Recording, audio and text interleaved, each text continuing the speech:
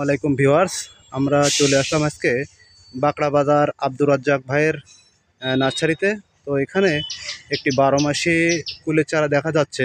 তো এই সম্পর্কে ভাইয়ের কাছে কিছু শুনবো আর কি। ভাইজান কেমন আছেন? আলহামদুলিল্লাহ ভাই। ভাই এটা কি কুলের চারা ভাই? ভাই এটা হচ্ছে সেই 12 মাসি কুল ভাই। ও আচ্ছা আচ্ছা আচ্ছা, এটা কি লাগালে 12 মাসে কুলের মানে কুলের চাহিদা পূরণ করতে পারো, তাই না? হ্যাঁ ভাই, এটা লাগালে 12 মাসি কুল পাবেন আপনি। ও আচ্ছা আচ্ছা। তো এটা লাগানোর কয়দিন পরের ফলন পাবো?